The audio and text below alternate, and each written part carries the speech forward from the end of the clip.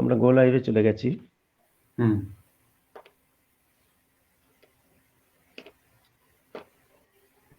এখন পর্যন্ত কোনো ভিউয়ার আমরা দেখতে পাচ্ছি না।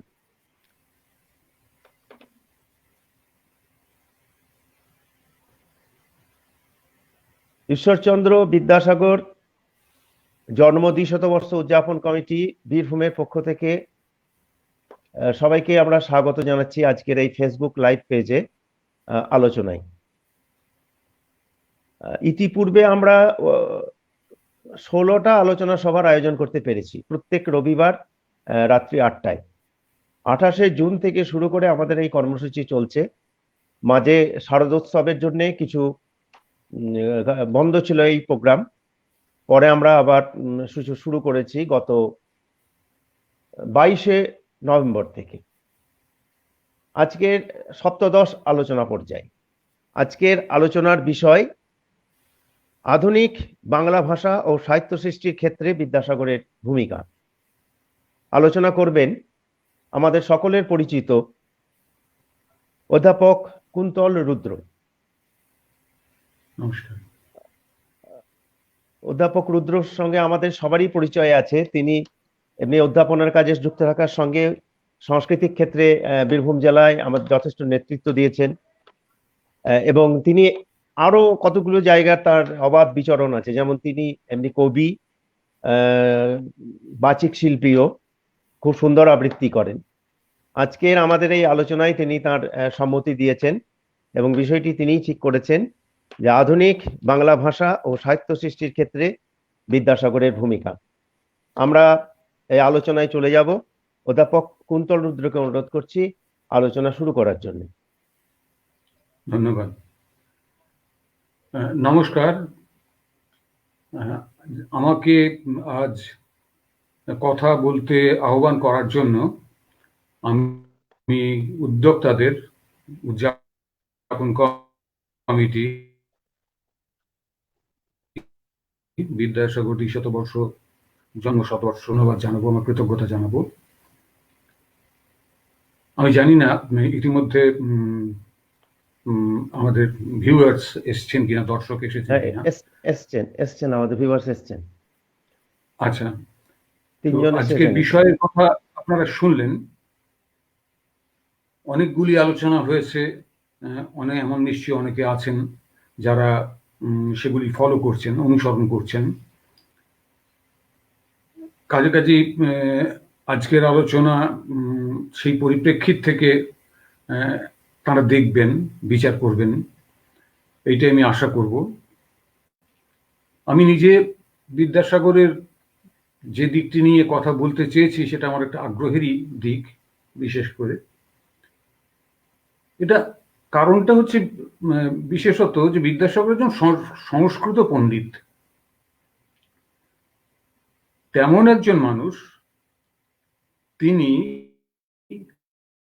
আমাদের নবজাগরণের একেবারে সামনের সারিতে এসে দাঁড়ালেন ওই প্রথম যুগে, এবং যে কাজটা হাতে নিলেন, সমাজ সংস্কারমূলক যে কাজ, সেখানে তো তার ভূমিকা খুবই গুরুত্বপূর্ণ। সেগুলি আলোচিত, বহু আলোচিত, মানুষ জানেন। তার সঙ্গে সঙ্গে শিক্ষা প্রসার, বিশেষ করে নারী শিক্ষা প্রসার, সে কাজে তার ভূমিকা, সেটাও মানুষ অনেকটা জানেন।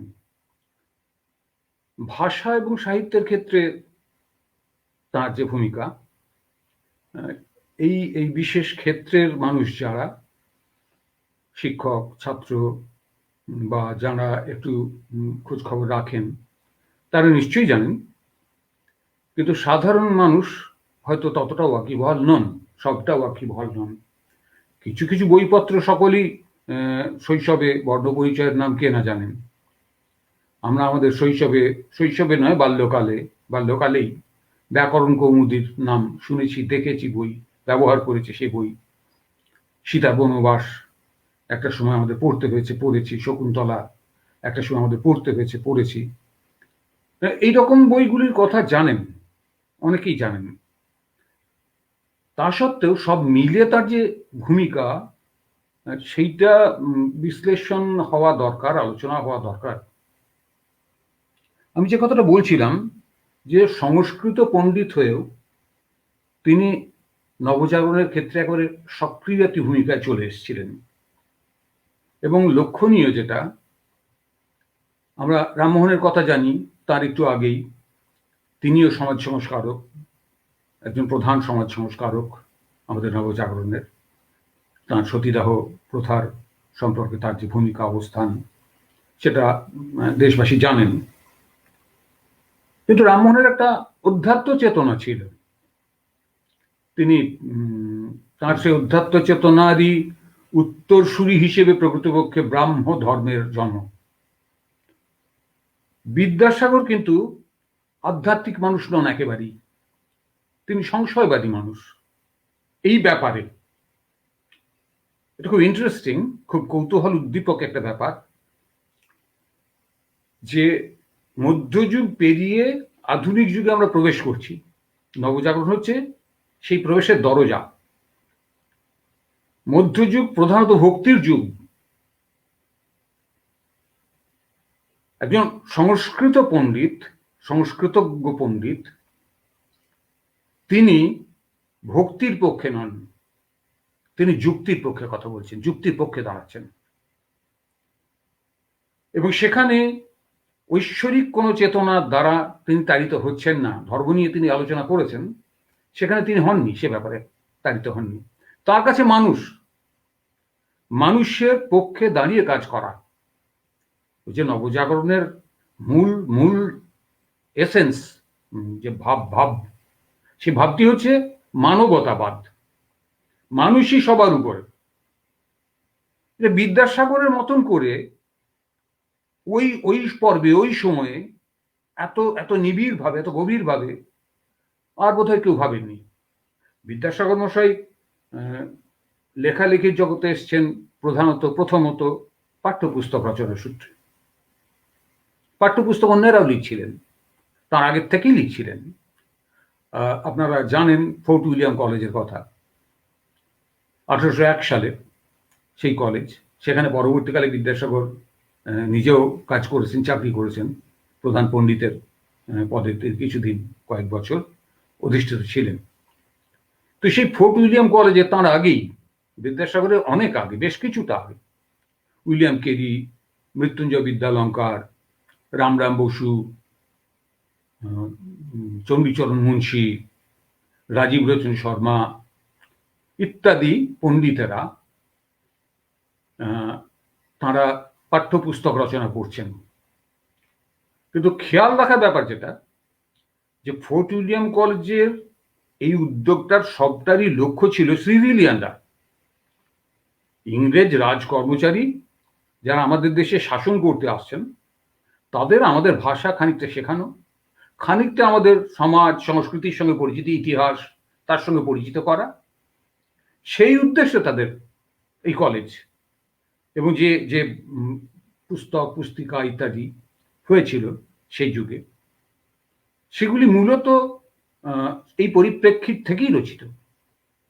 তার মধ্যে অনেক অনেক অনুবাদমূলক কাজ ছিল, যেমন বিদ্যাসাগর নিজেও যে কাজ করেছেন তার বেশিরভাগটা অনুবাদমূলক। বিদ্যাসাগর শিক্ষা প্রসারের প্রয়োজনে লেখালেখির জগতে আসছেন, এইটা কিন্তু সিভিলিয়ানদের শিক্ষিত করার মতন একটা ছোট উদ্দেশ্য নয়, সংকীর্ণ শাসকের নিজের পরিপ্রেক্ষিত থেকে দেখা, প্রয়োজন থেকে দেখা, সেরকমের না।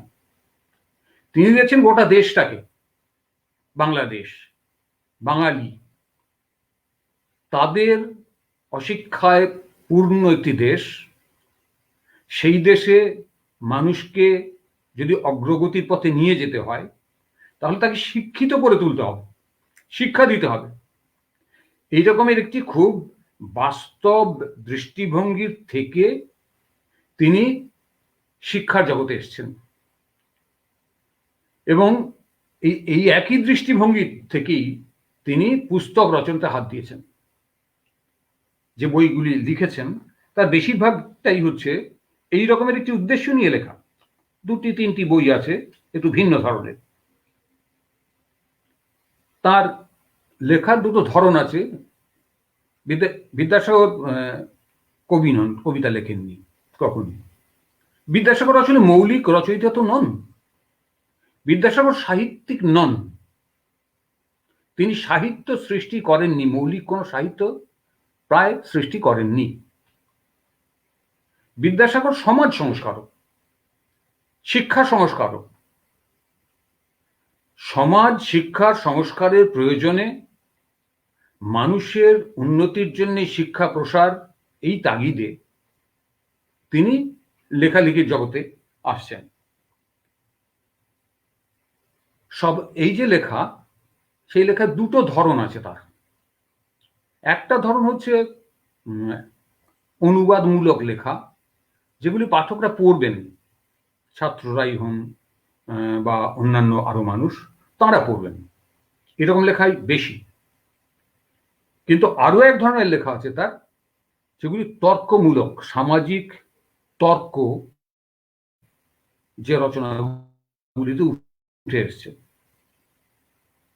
জানেন বিধবা বিবাহ প্রচলনের পক্ষে তার যে অবস্থান, তাই নিয়ে বাংলাদেশে একসময় প্রবল তর্ক হয়েছে। সেই তর্ককে আরো আরো অগ্রসর করার জন্য তিনি পুস্তিকা লিখেছেন। বহু বিবাহ রহিত হওয়া, বন্ধ হওয়া। আমাদের হিন্দু সমাজে বহু বিবাহ ছিল, বহু বিবাহের ব্যবস্থা প্রচলিত ছিল, যথেষ্ট প্রচলিত ছিল।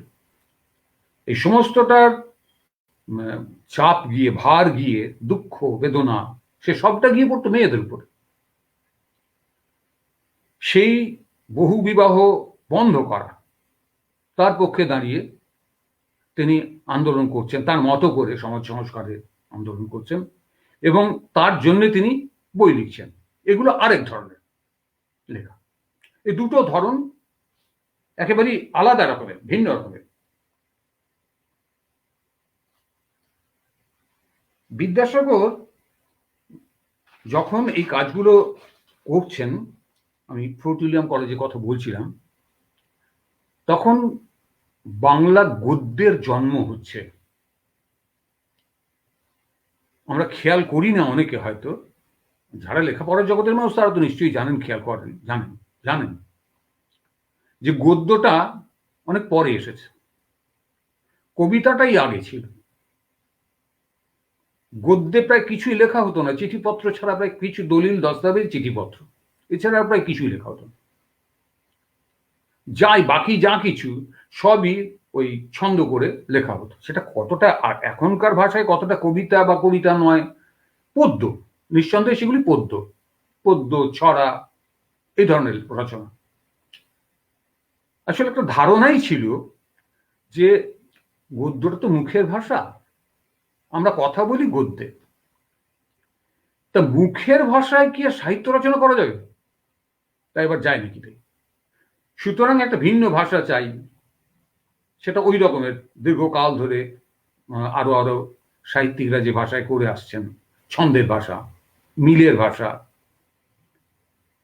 স্পন্দন, ছন্দ স্পন্দ, তার ভাষা, সেই রকমের ভাষা।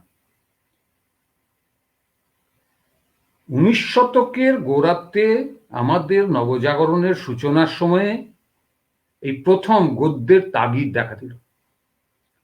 তার কারণটি হচ্ছে যে গোটা ব্যাপারটা ঠিক আবেগতাড়িত, কবিতার যে আবেগ, কাব্যের যে আবেগ থাকে, সামাজিক আন্দোলনের আবেগের ব্যাপারটা ভিন্ন রকমের, সেই আবেগতাড়িত ব্যাপার হবে না। নবজাগরণ হচ্ছে বিচার বিশ্লেষণের ব্যাপার, তর্ক বিতর্কের ব্যাপার, বোঝাপড়ার ব্যাপার, গ্রহণ বর্জনের ব্যাপার, কোনো একটাকে বাতিল করে নতুন একটাকে গ্রহণ করার ব্যাপার। এই পুরো জিনিসটাই বুদ্ধিতাড়িত, বুদ্ধি শাসিত, এবং বুদ্ধির ভাষাটা কবিতা নয়। বুদ্ধির জন্য, তর্কের জন্য, যুক্তির জন্য একটা ভিন্নতর ভাষা গড়ে তুলতে হবে। এই ভাষাটা ফোর্ট উইলিয়াম কলেজ করেনি, তারা করেছিল মুখের ভাষা নিয়ে। কেরি সাহেব বই লিখেছিলেন কথোপকথন, ইতিহাস মালা বলে তিনি আরেকটি বই লিখেছিলেন। কথোপকথনটা হচ্ছে সেকালের আমাদের কিছু মানুষের দেহাতি মানুষ, এমনি মানুষ, তাদের কথাবার্তা শুনেছেন, সেগুলো লিপিবদ্ধ করেছেন।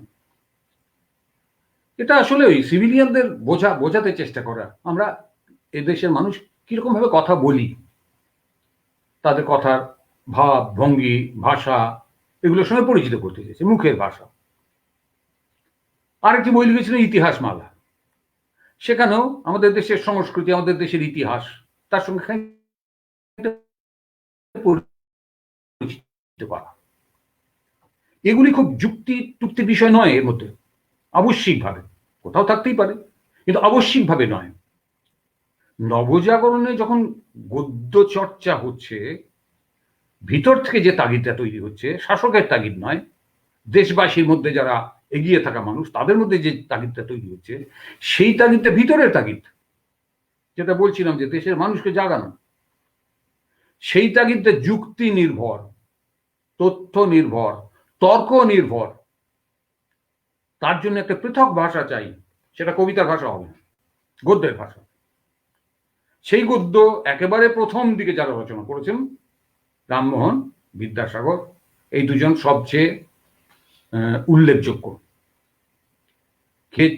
এসব নিয়ে তর্ক বিতর্ক আছে, কে বাংলা গদ্যের জনক টনক, এই তর্কটা আমার কাছে খুব মূল্য নেই, মানে নেই। কারণ কোনো একজন মানুষ এরকম ভাবে হয় না, তো একটা গোটা ভাষা তৈরি হয়ে গেল, একজন তৈরি করে দিলেন, এরকম নয়, সম্মিলিত ভাবে হয়, বেশ কিছু মানুষের দ্বারা হয়। সে আমাদেরও ভাষা, বাংলা ভাষা ঠিক সেইভাবেই হয়েছে। রামমোহনের একটা ভূমিকা ছিল, নিশ্চয়ই ছিল। রামমোহন গৌড়ীয় ব্যাকরণ লিখছেন, সেখানে তার ভাষার সচেতনতা ছিল একটা, যে ভাষাটাকে গড়ে তুলতে হবে। বলছেন বিখ্যাত সেই উক্তি, যাবৎ বাক্যের ক্রিয়া না পাইবেক, তাবৎ বাক্যের শেষ অঙ্গীকার করিয়া অর্থ করিবার চেষ্টা না করিবেক। যতক্ষণ পর্যন্ত ক্রিয়াপদ পাওয়া যাবে না, ততক্ষণ পর্যন্ত বাক্য শেষ হয়েছে ভেবে নিয়ে তুমি মানে করতে চেও না। এটা একটা বোঝাপড়ার ব্যাপার, নতুন ভাষার সম্পর্কে বোঝাপড়ার ব্যাপার।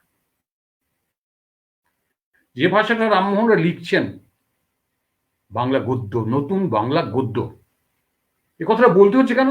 বলতে হচ্ছে তখনও দাঁড়িয়ে আসেনি, তখনও বিরতি চিহ্ন আসেনি।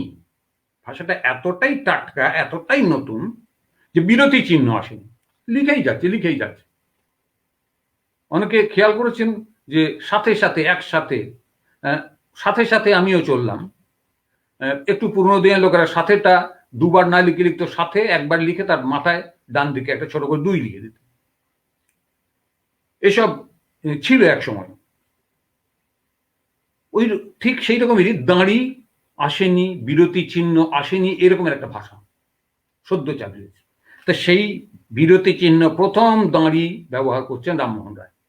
খুব এখনকার দিনে ভাবলে মনে হয় কি সহজ ব্যাপার, আর এমন কি ব্যাপার, সেই কলম্বাসের আমেরিকা আবিষ্কারের মতন ওই দিনটা ঠুকে দিয়ে বসিয়ে দিলেন।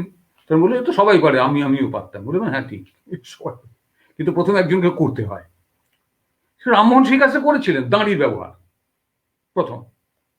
কিন্তু রামমোহন করেননি কমা, সেমিকোলন, এসবের ব্যবহার রামমোহন করেননি। এই কাজটা করছেন বিদ্যাসাগর। রামমোহন পরবর্তীকালে বিদ্যাসাগর করছেন।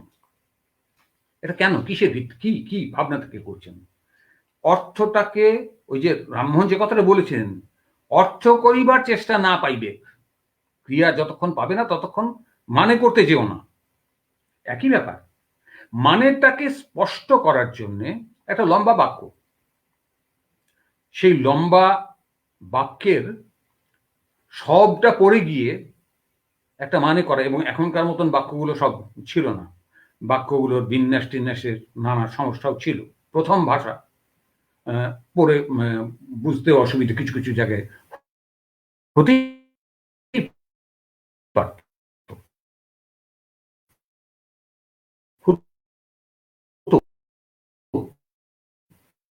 হওয়ারই কথা। এবার ট্রান্সক্রাইব করে দিয়ে লিখতে হবে, এখনকার মতো হবে, তবে সকলের বোধগম্য হবে। এইটা যাতে না হয়, সেই জন্যই বিদ্যাসাগর আরেকটু স্পষ্ট যাতে হয় অর্থ, কমা, একটু থামো, একটু ছোট বিরাম, সেমিকোলন, আর একটু বড় বিরাম, বাক্যটাকে বিন্যস্ত করা, ভাগে ভাগে বিন্যস্ত করা। এই কাজগুলো যিনি করছেন তিনি নিছক পাঠ্যপুস্তক প্রণেতা, এইটা বলাটা তাকে অনেক অনেক ছোট করা। তিনি আসলে একটা ভাষা নির্মাণের খুব গুরুত্বপূর্ণ ভূমিকা পালন করছেন। আমাদের প্রথম যুগের বাংলা গদ্য ভাষা নির্মাণে এমন একটি গুরুত্বপূর্ণ ভূমিকা বিদ্যাসাগর মশাই করেছেন। তিনি, আমি বলছিলাম আগে যে তিনি মৌলিক সাহিত্য রচয়িতা নন, রচনা করেননি। কি করেছেন? ওই যে পাঠ্যপুস্তক জাতীয় যে লেখাগুলি, সেগুলি বেশিরভাগই হচ্ছে অনুবাদ, অনুবাদমূলক। অনুবাদ করলেন কেন? এটা প্রশ্ন জাগতেই পারে। কেন? মৌলিক লিখলেই তো হতো। বর্ণ পরিচয় ছাড়া ওই পাঠ্যপুস্তক জাতীয় বইগুলির কোনোটি মৌলিক রচনা নয়। একমাত্র বর্ণ পরিচয় বিদ্যাসাগরের নিজের, পুরোটাই নিজের রচনা, নিজের লেখা। বাকি যে বইগুলো সেগুলো কোনোটাই সেরকমের নয়। বর্ণ পরিচয় তো খুবই একেবারে প্রথম প্রথম ভাষা শিক্ষার প্রথমতম ধাপ। কিন্তু আরেকটু বড় হয়ে যারা শকুন্তলা পড়বে, যারা সীতার বনবাস পড়বে, যে পর্বের, যে পর্যায়ের স্কুলের একটু বড়রা, এই যে ছেলেমেয়েরা, তারা কি চায়? তাদেরকে ভাষা শেখাতে হলে আগ্রহটা তৈরি করা, তার জন্য কি লাগে, কি চাই? ওই সব অঙ্কের মতন করে, ব্যাকরণের মতন করে ভাষা শিক্ষা, সেটা একটা পদ্ধতি হয়, সেটা খুব ইন্টারেস্টিং তা বোধহয় নয়। ব্যাকরণ ভালোবাসছে এরকম মানুষ তো খুব কম, সংখ্যা খুবই কম ভালোবেসে ব্যাকরণ পড়ছেন। আরেকটা পদ্ধতি হয়, আরেকটা রকম ভাবে ভাষা শেখানো যায়, সেটা হচ্ছে গল্প পড়িয়ে। বিদ্যাসাগর এই যে অনুবাদমূলক যে পাঠ্যপুস্তক জাতীয় গ্রন্থগুলি রচনা করেছেন, এইগুলি হচ্ছে মূলত সেই ধরনের রচনা। কোনোটা হিন্দি থেকে, কোনোটা সংস্কৃত থেকে, কোনোটা ইংরেজি থেকে। বেতাল পঞ্চবিংশতি হিন্দি থেকে, শকুন্তলা কালিদাস থেকে, সংস্কৃত থেকে, সীতার বনবাস ভবভূতি, উত্তর রামচরিত এবং বাল্মীকি রামায়ণ সেখান থেকে এইভাবে নিয়েছেন। আবার ইংরেজি শেক্সপিয়ারকে নিয়েছেন, কমেডি অফ এরার্স। সংস্কৃত পণ্ডিত মনে রাখতে হবে, বিদ্যাসাগর কিন্তু সংস্কৃত কলেজে পড়া শেষ করে তারপরে ভালো করে ইংরেজি শিখতে শুরু করছেন। তাগিদটা বোঝার আমাদের এটা, যে ভিতরে ভিতরে কি প্রবল তাগিদ থাকলে একজন মানুষ সংস্কৃত, হিন্দি, নিজের ভাষা, ইংরেজি, এই সবগুলোকে আত্মস্থ করে এরকম অনুবাদের কাজ খুব সহজ কাজ নয়। অনুবাদের কাজ করেন। অনুবাদের কাজ যারা করেছেন, যাদের অভিজ্ঞতা আছে, তারা বুঝতে পারবেন বেশ জটিল কাজ। বিদ্যাসাগর কি করেছেন? আক্ষরিক অনুবাদ করেননি। এই লেখাগুলো কোনোটাই প্রায় আক্ষরিক, কোনোটাই নয়, আক্ষরিক অনুবাদ নয়। বিদ্যাসাগর কাহিনীগুলোকে নিয়েছেন, নিজের মতো করে লিখেছেন। তাহলে বিদ্যাসাগর সাহিত্যিক নন। আবার অনুবাদ সাহিত্য যদি সাহিত্য হয়, তাহলে অনুবাদক, তারও কিছুটা সাহিত্যিক ভূমিকা থাকে। কিছুটা সাহিত্যিক না হলে অনুবাদের কাজ ভালো করা যায়, সাহিত্য অনুবাদের কাজ ভালো করা যায় না। শুধু শব্দের অর্থ জানলেই ভালো অনুবাদক হয় না। বিদ্যাসাগর মশাই সংস্কৃত পণ্ডিত, সংস্কৃতটা ভালো জানতেন। বাংলা তার নিজের ভাষা, বাংলাটা ভালো জানতেন। হিন্দি তো তার ভাষা নয়, বা তর্কের খাতিরে আমরা ধরে নিলাম সংস্কৃত জানলে হিন্দিটাও অনেকটাই বোঝা যাবে, কিন্তু ইংরেজিটা তো তার কোনোভাবেই তার নিজের ভাষা না। শুধু যে কমেডি অফ এরার্স তা তো না, তিনি আরো দুটি বই, জীবনীমূলক একটি বই, সেটা হচ্ছে প্রধানত বিজ্ঞানীদের জীবনী, কোপারনিকাস, গ্যালিলিও, এরকম 7জন বিজ্ঞানীর জীবন চরিত। আর একটা হচ্ছে চরিতাবলী বলে আরেকটি বই। এই যে বইগুলো, এগুলো কিন্তু সবটাই তিনি ইংরেজির থেকে নিচ্ছেন। ইংরেজি ইউরোপ, আমেরিকা, সেখানকার বিভিন্ন সাহিত্য, সেখান থেকে ঈশপ ফেবলস, ঈশপের গল্প যেমন অনুবাদ করেছেন। এই অনুবাদগুলো একেবারে আক্ষরিক অনুবাদ বিদ্যাসাগর করেননি।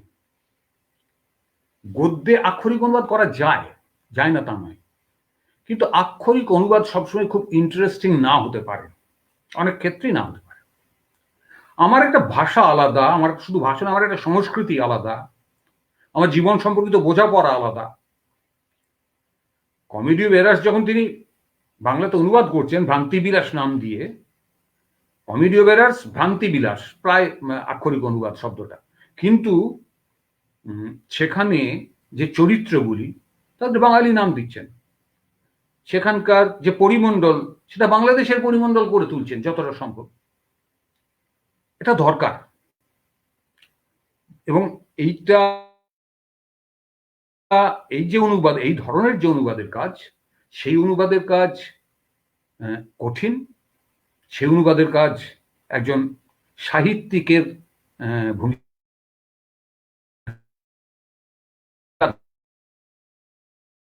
দাবি করে। বিদ্যাসাগর সেরকমই একজন সাহিত্যিক, যিনি অন্তত কিছুটা পরিমাণে যিনি সাহিত্যিকের ভূমিকা পালন করেছেন। এই যে আমরা খুব বেশি উদাহরণ দিতে পারবো না, উদাহরণ দিতে গেলে অনেকটা বেশি সময় লেগে যাবে, দিতে পারলে ভালো হতো। একটা দুটো যদি উদাহরণ দেওয়া যায়,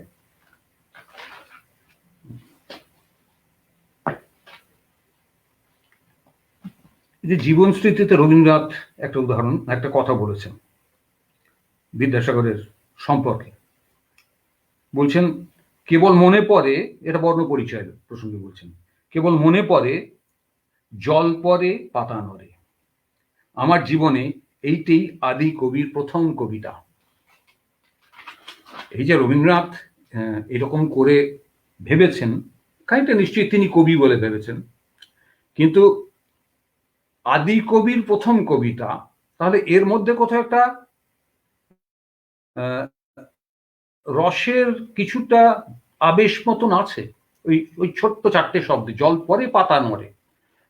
বিদ্যাসাগর যখন বর্ণ পরিচয় লিখছেন তখনও কিন্তু সেটাকে কিছুটা সরস করে তুলতে চাইছেন।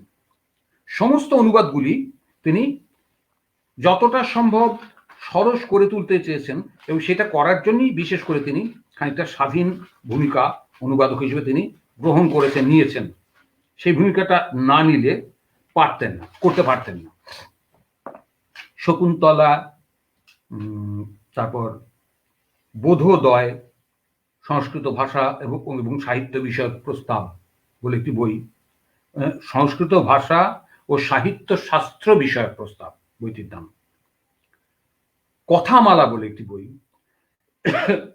মহাভারত পরে অনুবাদ করেছেন, এবং পরিণত বয়সে তাঁর লেখা আখ্যান মঞ্জরি আরেকটি বই। এই যে বইগুলি, এই প্রত্যেকটা বইটি দেখা যাবে তিনি মূলত কাহিনীটাকে গ্রহণ করছেন এবং সেটাকে আমাদের পরিপ্রেক্ষিতে স্থাপন করছেন, আমাদের পাঠকের কাছে গ্রহণযোগ্য করে তুলতে চাইছেন। কৌতূহল উদ্দীপক যাতে হয়, আগ্রহ উদ্দীপক যাতে হয়। ইংরেজি পরিমণ্ডলটা সবটা রেখে, ইউরোপের পরিমণ্ডল বা আমেরিকার পরিমণ্ডল সবটা রেখে আমরা যদি একটা গল্পকে অনুবাদ করি, সে গল্প শিশুদের কাছে, বালকদের কাছে যতটা ভালো লাগবে, আমরা যদি সেটাকে আমাদের দেশজ পরিমণ্ডলের প্রতিস্থাপন করি, তাহলে সেটা তার চেয়ে বেশি ভালো লাগবে। এই যে ছোট ছোট কিন্তু খুব গুরুত্বপূর্ণ ভাবনাগুলো ভেবেছেন আক্ষরিক অনুবাদ, লিটারাল ট্রান্সলেশন, সেটা কিন্তু এক অর্থের চেয়ে সোজা, অনেক সোজা। ওর কাছে ডিকশনারি থাকলে করে নেওয়া যায় আক্ষরিক অনুবাদ। কিন্তু আক্ষরিক অনুবাদে সেটা কতটা রসানুগ হবে, কতটা ভালো লাগার মতন হবে, আগ্রহ জাগাতে পারবে, সেটা একটা বড় প্রশ্ন থেকে যায়। বিশেষ করে গদ্য। কবিতা হলে সেখানে তার ছন্দ, তার অলংকার, এগুলি পাঠককে বাড়তি একটা আকর্ষণ করে। গদ্যের ক্ষেত্রে যুক্তির গদ্য সেখানে আকর্ষণটা আরো কম, সেটার কথা আমি পরে আসছি। সে ধরনের কয়েকটি কিছু লেখা তিনি যে লিখেছেন, কিন্তু বেশিরভাগটাই এই কারণেই তিনি কাহিনীমূলক নিচ্ছেন। এবং দেখবেন বিদেশেও চাইলেই নাটককে নাটক হিসেবে অনুবাদ করতে পারতেন, কমেডি বেরার্সকে ভ্রান্তি বিলাস নাটক হিসেবে অনুবাদ করতে পারতেন। বিদেশেও চাইলেই অভিজ্ঞান শকুন্তলম নামক কালিদাসের নাটকটিকে বাংলায় একটি নাটক হিসেবেই অনুবাদ করতে পারতেন। বিদেশেও তা করলেন না। বিদ্যাসাগর যা করলেন সেটা হচ্ছে কাহিনীটাকে নিলেন সহজবোধ্য, যথাসম্ভব সহজবোধ্য ভাষাতে তিনি তাদের কাছে সেটাকে উপস্থাপন করতে চাইলেন, পাঠকের কাছে উপস্থাপন করতে চাইলেন। আর গল্পটাকে রাখলেন, গল্পের মূল ধারাটাকে তিনি অব্যাহত রাখলেন। এইভাবেই তিনি এই অনুবাদের কাজগুলি করেছেন। এবং তার মধ্যে ধরন আছে, অনেকগুলো ধরন। বোধোদয় বলে যে বইটি, সেটি মূলত বিজ্ঞান বিষয়ক বই। আমি আরেকটি বইয়ের কথা বলছিলাম, সেটা হচ্ছে কয়েকজন বিজ্ঞানের জীবন নিয়ে। এই রকমের একটি মানুষ, তিনি নিজে বিজ্ঞানের মানুষই নন, বিজ্ঞানের জগতের মানুষ নন, তিনি সংস্কৃতের পণ্ডিত। কিন্তু তিনি শুধু ইংরেজি থেকে বাংলায় ট্রান্সলেশন করছেন, স্বাধীনভাবে অনুবাদ করছেন তা না, তিনি বিজ্ঞান বিষয়ক বই রচনা করছেন বা অনুবাদ করছেন। এটাও তার আগ্রহের, চেষ্টার, প্রয়াসের, উদ্দেশ্যের দিকে ইঙ্গিত করে যে তিনি যে কাজটা করছেন সে কাজটা যথাসম্ভব ভালোভাবে, সার্থকভাবে, পরিপূর্ণভাবে তিনি করে তুলতে চেয়েছেন। বিদ্যাসাগরের গোমতীর সঙ্গে শকুন্তলার কথোপকথন, সেটা আমি আর পড়ছি না। সেখানে যারা পড়েছেন এটা, অনেকেই পড়েছেন, যে শকুন্তলাকে এসে গৌতমী জিজ্ঞেস করছেন তোমার কি শরীর খারাপ হয়েছে, আর জিজ্ঞেস করছেন তুমি একা কেন, অনুসূয়া প্রিয়াঙ্গদা কোথায়। ও শকুন্তলা তার উত্তরে বলছে ওরা নদীতে জল আনতে গেছে, আমি একা ছিলাম না, ওরা এতক্ষণ আমার সঙ্গেই ছিল। এই যে কথোপকথন, এই কথোপকথনটা কিন্তু আমাদের মৌখিক ভাষার খুব কাছাকাছি নিয়ে এসছেন। আবার সীতার বনবাসে যখন প্রকৃতি বর্ণনা করছেন, এও পড়েছেন বললে মনে করতে পারবেন অনেকেই, এই সেই জনস্থান মধ্যবর্তী প্রশ্রবণগিরি। সেখানে ভাষা কিন্তু অনেক তৎসম, বহুল, ভারী। সেখানে ভাষায় স্পন্দন আছে, ধ্বনি ঝংকার আছে। একটু খুঁটিয়ে দেখলে বোঝা যায় তিনি যে গদ্য রচনা করছেন তার মধ্যে নানা ধরনের তফাৎ আছে, ভেরিয়েশন আছে, বৈচিত্র্য আছে। এবং সেগুলো ঘটছে সবটাই বিষয়ানুগ গদ্য রচনা করতে চাইছেন। যেখানে যেরকম বিষয় সেখানে সেই রকমের গদ্য, যেখানে ওই রকমের একটি নৈসর্গিক, বৃহৎ নৈসর্গিক সৌন্দর্যের বর্ণনা, সেখানে সংস্কৃত বহুল, তৎসম বহুল ভাষা স্বভাবতই আসছে।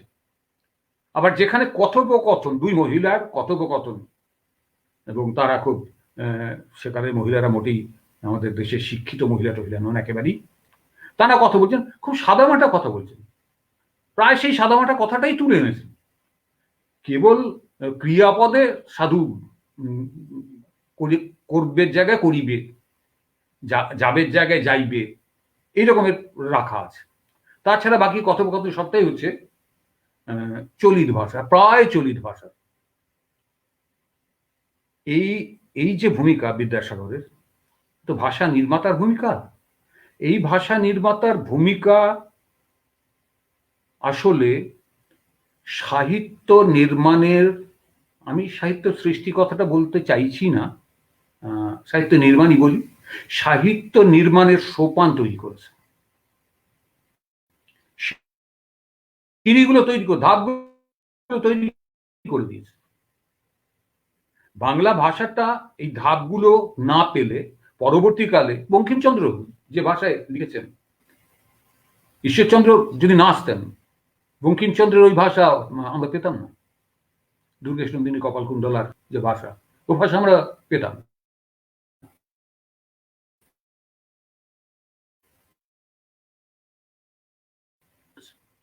রবীন্দ্রনাথেরও ভাষা কিছু কিছু অনুসরণ করে গড়ে উঠেছে।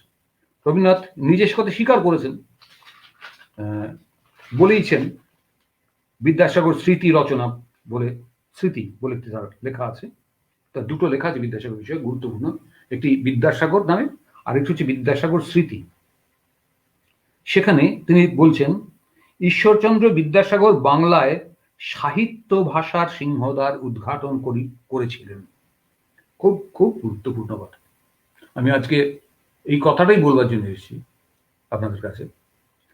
সাহিত্য ভাষার সিংহদ্বার উদ্ঘাটন করেছিলেন, সাহিত্য রচনা করেননি, কিন্তু সাহিত্য রচনার উপাদান, সবচেয়ে গুরুত্বপূর্ণ উপাদান তো ভাষা, সাহিত্য রচনার সেই উপাদানটা তিনি হাতে করে এগিয়ে দিয়েছেন। উপরে ওঠার সিঁড়িটা তিনি সাজিয়ে দিয়েছেন, গেঁথে দিয়েছেন, ভাষার সোপান তিনি গড়ে দিয়েছেন।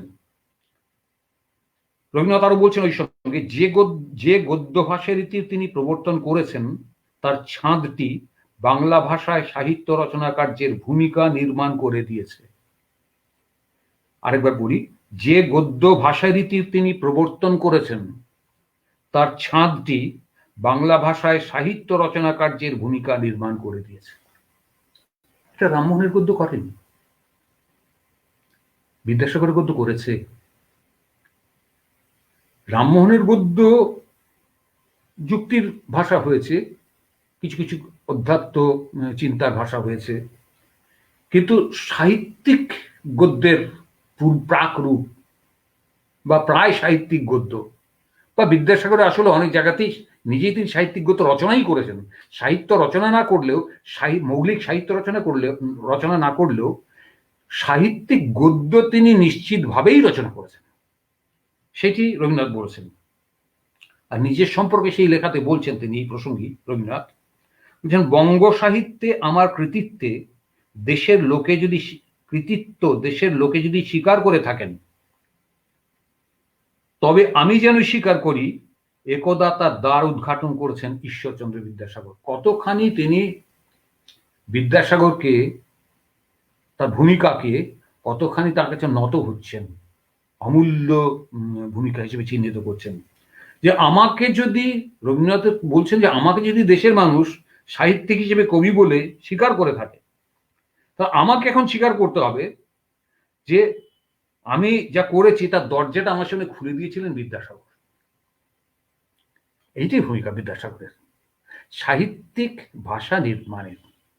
সংক্ষেপে একটা কথা নিশ্চয়ই বলতে হবে আমাকে, না বললে আমার কথাটা বা সম্পূর্ণতা পাবে না।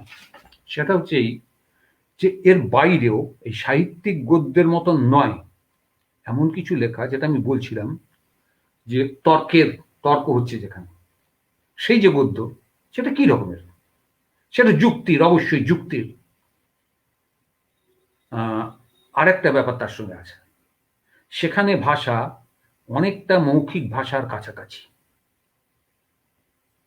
এই সীতার বনবাস, শকুন্তলা, এগুলো সাধু ভাষা, নিশ্চিতভাবেই সাধু ভাষা। কিন্তু ওই যে ভাষা অতি অল্প হইল, আবার অতি অল্প হইল, বা বিধবা বিবাহ প্রচলিত হওয়া উচিত কিনা এতদ বিষয়ক বিচার, বহু বিবাহ রহিত হওয়া উচিত কিনা এতদ বিষয়ক বিচার, এই যে বইগুলিতে তার কিছু কিছু তাকে সংস্কৃত শাস্ত্র থেকে যেখানে উদাহরণ দিতে হচ্ছে, সেখানে কিছু করার নেই। তাকে ট্রান্সলেট করেছেন, সেই অংশগুলি তিনি অনুবাদ করেছেন, সেগুলো ভাষা একটু ভারী। কিন্তু তিনি নিজে যেখানে কথা বলছেন যুক্তির কথা, সেখানে ভাষা অনেক আমাদের মুখের ভাষা, চলিত ভাষার কাছাকাছি।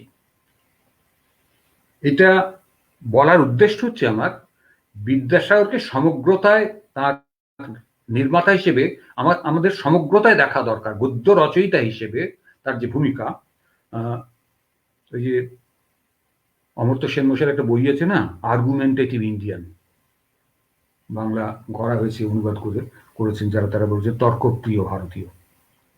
এই তর্কপ্রিয় ভারতীয়, আমার কাছে তো তর্কপ্রিয় ভারতীয় হচ্ছেন রামমোহন রায়, আমার কাছে তর্কপ্রিয় ভারতীয় হচ্ছেন বিদ্যাসাগর। এই যে সংস্কৃতিটা, এই সংস্কৃতিটা একেবারে ছিল না তা নয়, কিন্তু ক্রমশ ক্রমশ সেটা একটা সময় ছিল আমাদের দেশে কিছু কিছু অংশ। শাস্ত্র নিয়ে তর্ক বিতর্ক হতো, দর্শন নিয়ে তর্ক বিতর্ক হতো, কিন্তু আমরা আমরা ধর্ম নিয়ে তর্ক বিতর্ক হতো। আমরা চৈতন্যদেবের জীবনীর ঘটনাগুলো খেয়াল করলে বুঝতে পারবো যে তার সঙ্গে যে রূপ সনাতন শ্রীজীব, ওই শ্রীজীব তর্ক করতে চলে গেছে, তর্কে হারছে, জিতছে, জিতে আসছে, তাকে বের করে দিচ্ছে।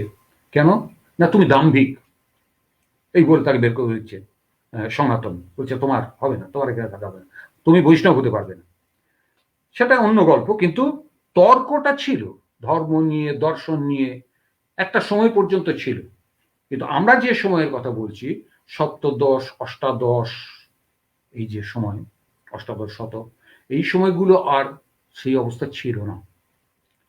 এটা ভক্তিভাব তাতে বুঁদ হয়ে থাকা, ভারতচন্দ্র রামপ্রসাদ এইসব যুগ, সেই সেই পর্বটা, সেইখানে নতুন করে তর্ক এবং নতুন পরিপ্রেক্ষিত থেকে তর্ক, নতুন দার্শনিক প্রত্যয় থেকে তর্ক, জীবনবোধ, নতুন জীবনবোধ থেকে তর্ক, এই তর্কেরও ভাষা তাও তৈরি করেছেন বিদ্যাসাগর। রামমোহন কিছুটা এটা এই কাজটা রামমোহন করেছেন, তার সতীদাহ প্রথা নিয়ে তার যে রচনা সেখানে তিনি করেছেন। কাজে কাজে এখানে বিদ্যাসাগরকে একবারে প্রথম বলা যাবে না, কিন্তু রামমোহনের মতনই তিনিও করেছেন, এবং রামমোহনের চেয়ে আরো বেশি করেছেন ভলিউমের দিক থেকে, পরিমাণের দিক থেকে। তিনি অনেকগুলি অনেকগুলি বই করেছেন। এই দুটো দিক নিয়ে একই লোক, একই মানুষ, তিনি সাহিত্যিক গদ্য রচনা করতে পারছেন, আবার তিনি তর্কের প্রায় মুখের ভাষার কাছাকাছি আরেক ধরনের গদ্য রচনা করতে পারছেন। একই মানুষ, তিনি তৎসম শব্দবহুল গদ্য রচনা করছেন, যার উত্তরসূরি হিসেবে আমরা কপালকুণ্ডলার গদ্যর কথা বলবো। আবার তিনি প্রায় কবিতার মতন করে কোথাও কোথাও প্রায় কবিতার মতন গদ্য রচনা করছেন। বিদ্যাসাগরের যে কথাটা বলে শেষ করা দরকার, বিদ্যাসাগরের গদ্যের এই সাহিত্যিক গদ্যে যার কথা বলছিলাম আগে, তার মধ্যে একটা, উনি শুধু এইগুলো না, আর একটা জিনিস এনেছিলেন, সেটা হচ্ছে ধ্বনি স্পন্দ।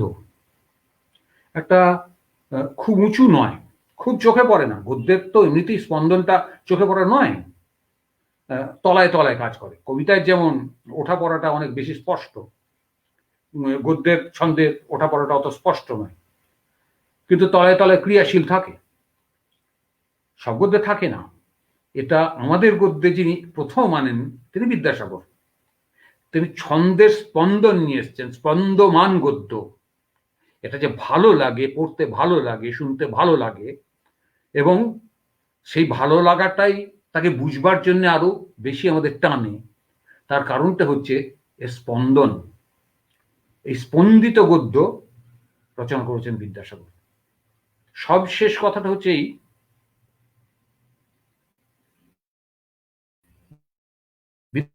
বিদ্যাসাগর তো কবিতা লেখেননি, কিন্তু বিদ্যাসাগরদের এই গদ্য রচনার সূত্রেই, বিদ্যাসাগরের একার না, এই সময়ের, এই পর্বের 19 শতকের এই গদ্য রচনার সূত্রেই ওই যে সবকিছু কবিতা হয়ে যেত, পদ্য হয়ে যেত, এটা আলাদা হলো। এখানে একটা পরোক্ষ ভূমিকা বিদ্যাসাগরদেরও থেকে গেল, বিদ্যাসাগরের থাকলো একটা পরোক্ষ ভূমিকা, যে এখন থেকে যেটা কবিতা হওয়া উচিত, ভাবের কথা যেখানে বলবে সেইটাই কবিতা হবে। এখন থেকে কার কথা বাড়ি, ভূগোলের কথা বলবে, ইতিহাসের কথা বলবে, সেটা কবিতা হবে না, সেটা গদ্যে হবে, বলা হবে। নিছক একটা কাহিনী বলবে, সেটা কবিতা হবে না, সেটা গদ্যে বলা হবে। কবিতাটা অনেক বেশি বিশুদ্ধতার জায়গাতে এসেছে এই 19 শতকে গদ্যের জন্মের পর থেকে। একটা উল্টো দিক থেকে, নেতিবাচক ভাবে, পরোক্ষে এমন একটি নতুন কবিতার জন্মের ক্ষেত্রেও এই স্পন্দমান গদ্যের রচয়িতা বিদ্যাসাগর, যুক্তির গদ্যের রচয়িতা বিদ্যাসাগর, রামমোহনরা একটা ভূমিকা রেখে গেছেন, পালন করে গেছেন। ঠিক আছে, এইটুকু বলা আমার। আমি আর পুনরাবৃত্তির মধ্যে যেতে চাইছি না, আর বিস্তারিত করার সুযোগ আমার নেই সময়ের দিক থেকে। ধন্যবাদ। আপনারা এতক্ষণ শুনলেন আমার কথা ধৈর্য ধরে, তার জন্য আপনাদের আমি কৃতজ্ঞতা প্রকাশ করছি। কেউ কোনো মন্তব্য করার থাকলে করলে আমার যদি রিয়াক্ট করতে হয় এখনই, আমি জানি না কোনো মন্তব্য সেরকম কিছু এসছে বা প্রশ্ন কিছু এসছে যা নিয়ে আমার কথা বলা দরকার। বিকাশবাবুকে জিজ্ঞেস করছি। মন্তব্য, হ্যাঁ মন্তব্য আমি বলছি, মন্তব্য এসছে, মানে মন্তব্য এসছে মানে না, কি, খুব সেটা ঠিক আছে। প্রশংসা করেছেন, যেমন খালেকদা করেছেন, ঠিক সৈয়দ আছে। আনোয়ারুল খালেক। হ্যাঁ, এইভাবে আর কি, যে আমি একটা প্রশ্ন করতাম, সেই প্রশ্নের উত্তর আমি পেয়ে গেছি, তাই বলেছেন আর কি।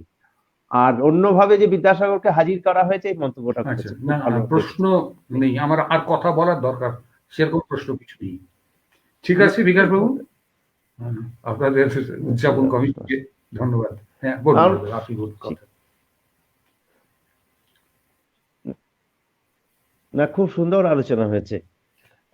এতক্ষণ ধরে আমরা অনেকগুলো আলোচনার ব্যবস্থা করেছিলাম যে দীর্ঘদিন ধরে, কিন্তু সেই সবের যে আলোচনা হয়েছে সেখানে আজকে একটা নতুন স্বাদের আলোচনা আপনি আমাদের সামনে উপস্থাপিত করেছেন, যে একেবারে বিদ্যাসাগরের যে গদ্য রীতি আমাদের সাহিত্যের ক্ষেত্রে, সৃষ্টির ক্ষেত্রে কি অবদান তিনি রেখেছেন, কি ভূমিকা তিনি পালন করেছেন, এটা খুব সুন্দর যুক্তি সহকারে এবং বিশ্লেষণ করে আপনি যে উপস্থাপন করেছেন আমাদের কাছে, এটা একটা আমাদের পাঠকদের, দর্শকদের কাছে একটা নতুন স্বাদ বহন করে নিয়ে গেল। এর জন্য আপনাকে ঈশ্বরচন্দ্র বিদ্যাসাগর জন্ম ২০০ উদযাপন কমিটির পক্ষ থেকে আন্তরিক ধন্যবাদ, কৃতজ্ঞতা জানাচ্ছি। এবং এতক্ষণ যারা আমাদের এই ফেসবুক লাইভ পেজে থেকে আমাদের এই অনুষ্ঠানকে শুনেছেন, তাদের অনেক অসীম ধৈর্য সহকারে, তাদেরকেও আমরা ঈশ্বরচন্দ্র বিদ্যাসাগর ২০০তম জন্মবর্ষ উদযাপন কমিটির পক্ষ থেকে আন্তরিক ধন্যবাদ জানাচ্ছি, কৃতজ্ঞতা জানাচ্ছি। কৃতজ্ঞতা জানাচ্ছি যারা মন্তব্য করেছেন, একবারে সুচিন্তিতভাবে ভেবেছেন যে বিষয়গুলো, সেগুলোকে আমাদের কাছে তুলে ধরেছেন। আমরা সেগুলো আমরা বক্তার কাছে পৌঁছে দেব। তার ভিডিও যেটা, সেটা আমরা পাঠিয়ে দেবো, সেখানে তিনি দেখতে পেয়ে যাবেন সবটাই। তো এই আমাদের কাছে আজকে যে উপস্থাপন হলো, খুব সুন্দর উপস্থাপন হয়েছে। এবং আগামী রবিবার আমাদের আবার এই রাত্রি ৮টার সময় আলোচনার বিষয় থাকবে, কিন্তু আপনাদের সবাইকেই অনুরোধ করব আমাদের ফেসবুক লাইভ পেজে লক্ষ্য রাখবেন। আমাদের সেই কি বক্তা এবং বিষয় সেখানে আমরা বিজ্ঞাপিত করব। আজকের এই অনুষ্ঠানে সময় দিয়ে আমাদের এই বক্তাদের, শ্রোতাদের কাছে যে সুন্দর বক্তব্য উপস্থাপিত করার জন্য কুন্তলদাকে ধন্যবাদ জানাচ্ছি, কৃতজ্ঞতা জানাচ্ছি। এবং এতক্ষণ পর্যন্ত আমাদের ৫ জন শুনেছেন সরাসরি, এছাড়াও বিভিন্ন জন যাওয়া আসা করেছেন, মন্তব্য করেছেন, অনেকজন গেছেন, চলে গেছেন। এগুলো আমাদের প্রায় ২০টা জায়গায় শেয়ার হয়ে গেছে ইতিমধ্যে, অর্থাৎ সেখানেও সরাসরি দেখতে পাওয়া যাচ্ছে। আচ্ছা আচ্ছা। ফলে আজকে এই অনুষ্ঠানটা আমরা ইতিমধ্যে যে আগের সভা, সেখানে প্রায় ৫,০০০ পেরিয়ে গেছে শ্রোতা। অর্থাৎ সবাই একদিনে দেখেন না, কেউ কেউ পরে পরে দেখেন আর কি। প্রায় ৫,০০০ পেরিয়ে গেছে গত তারিখের, এবং এখন পর্যন্ত প্রায় ২৫,০০০ শ্রোতা আমাদের এই বক্তব্যগুলো শুনেছেন। আশা করছি এই খুব মূল্যবান বক্তব্য আমাদের শ্রোতাদের কাছে, দর্শকদের কাছে খুব কাজে লাগবে, তারা অনুপ্রাণিত হবেন। সবাইকেই ধন্যবাদ, কৃতজ্ঞতা জানিয়ে আজকের অনুষ্ঠান আমরা এখানেই শেষ করছি। নমস্কার।